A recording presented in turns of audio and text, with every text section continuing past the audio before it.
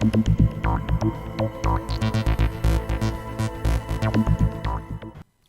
what I'm going to ask you to do for the next 40 or so minutes we have together is just suspend judgment for a little bit, start thinking about believing in the impossible, because the time frame here, I would suggest, is maybe 7,000 days. Let's just use days. How will this industry be fundamentally reinvented within the next 7,000 days as a result of the environmental factors, societal, technological, economic, environmental, political, that we're facing? And what should we do individually as functions within the enterprise, and collectively as the prescient Irish CEOs have decided to do, collaboratively? None of us is as strong as all of us, to forge this new path. That's what this meeting is about, okay? Now, I didn't really say who I am or what I do, but that's because I don't know.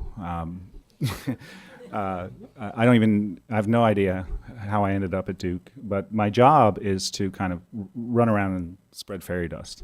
And what I do, though, is what I do very almost relentlessly is study technology and start to figure out what's going on and then how it applies to learning, which is the field we're interested in. Duke is a very well recognized university here in the United States, and we're in the process of globalizing, and part of my remit is to look at technology and how can we bring the Duke experience into the technology realm and make it global. So, there is a day job component to what I do, but a lot of what I do is just think very deeply about technology. And what I'm finding is, in the first 5,000 days, we've had a lot of progress with the web. The first part of the web was about connecting to the web. Remember? Do you remember, how many of you remember people talking about the web at the office kind of like it was a drug? It's like, I gotta get off that thing. I went in there, and the next thing I know is somewhere else, and I missed my TV show. I missed and next thing is 3 in the morning. I'm like, God, I gotta go to bed. I gotta get up for work in the morning, and then you hear that, so it's like, well, I better go check that web thing out. It's this informal sneaker net is saying the thing's pretty cool. But it was all about connecting to, and what Mark Andreessen brought with Netscape, Mosaic, its predecessor, was a standard way to access. So you're connecting to the web. You can connect to it to see your bank accounts. Back then, we were all looking at our portfolio saying, should I retire at 35 or 36? I don't know. But you could access your information, right? And then, because more and more information went up there, we needed to organize the information. So Yahoo came along with the search, and then obviously Google came along with PageRank and took that over. And then someone said, well, hell, you can make money on this stuff. So Bezos comes along, creates Amazon, right? And those are kind of the big animals of the two value propositions of Web 1.0. Access and find. That's what we were doing. But we were connecting to the web, you see what I'm saying? Through the browser to pull stuff down. Then a 19-year-old kid named Sean Fanning comes along, and he doesn't think about the web that way. He thinks about the web as connecting through the web. So this is now a environment where we connect. And he came up with peer-to-peer music. Napster was the technology, which basically, anyone in the recording industry? Cut the knees off, right? I mean, fundamentally changed the business model. It's like you normally go buy a CD, now you can get it for free, and it's going viral through the networks. We have a business model problem. Then you get eBay. Anyone here an eBayer? Okay. Do you work for eBay? No, eBay works for you. It's a whole economic platform that turns your trash into treasure, right? That's what it is. There are these new economic platforms that are emerging as a result of this technology. 700,000 people generate their primary or secondary revenue in the United States from eBay. Over 1 trillion transactions a year done through eBay. It's a new economic platform for entrepreneurial capitalism. MySpace, 8th largest country in the world. Facebook just took over, so Facebook's now, I guess, the 7th largest country in the world. This is participative. The first web was about democratization of access. Web 2.0 is about the democratization of participation. And that's what these kids do. The web is an appliance to connect. That's all it is. And they're not scared of it. It's not like, ooh, I don't want to touch that thing. And by the way, people like my mom are jumping on in droves because they're at a distance and they want to connect. And if this is what the kids do, this is what I'll do. The one thing that they both have that we don't, time. So it's a fallacy. It's a fallacy that older people don't get onto this. Just look at the statistics. It's bimodal. Okay? YouTube, we know the story on that. The interesting thing is all the people who run all this stuff, it's the same mob running round and round and round. So the YouTube guys came from PayPal, and the PayPal guys came from Netscape. So they all have this understanding of what the network is, and they're just playing it through into different business models, coming out with good valuations, and doing it over again. Mark Andreessen's, if any of you use Ning, that's his new thing. His company before that was Loud Cloud. He was too early. That was all about cloud computing, and the guy's just smart. Sometimes if you're too smart technologically, you miss the market, because the market, the latent need hasn't surfaced yet. So he missed the ball on that.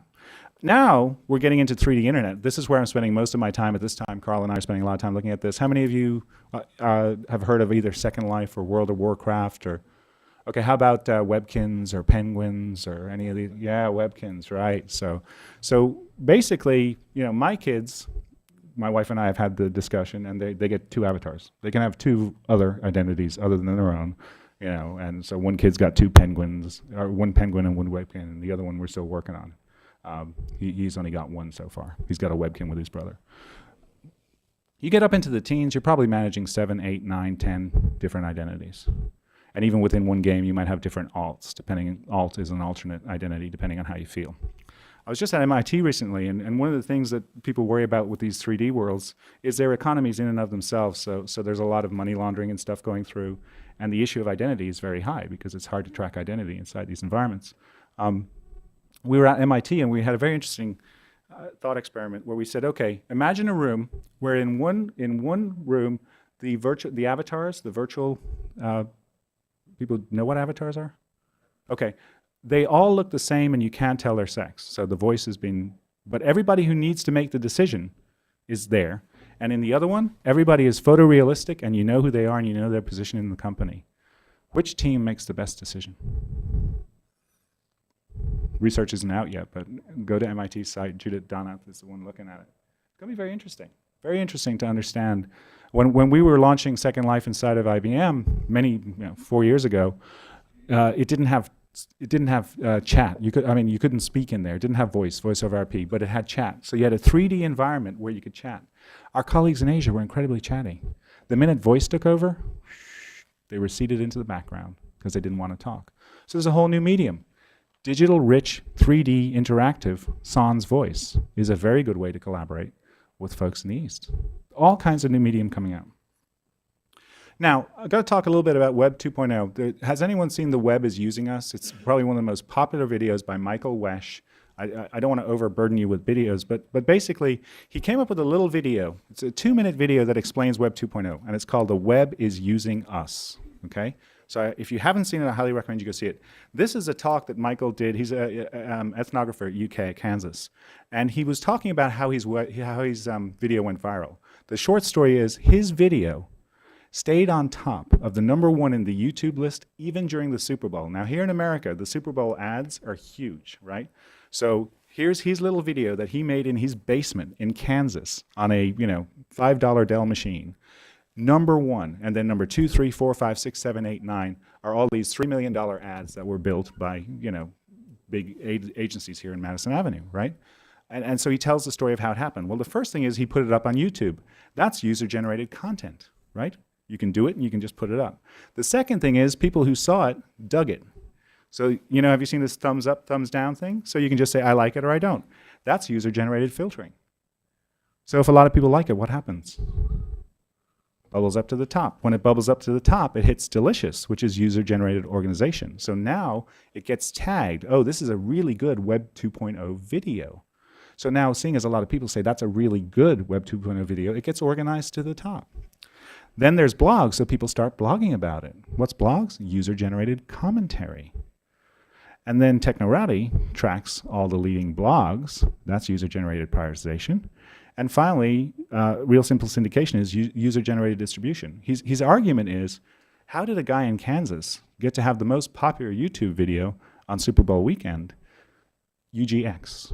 There's a whole new alternate media that is user-generated and free, just like Kevin Kelly was talking about, not a California utopian, that's out there. And that's what we're competing against. That's what we're competing against.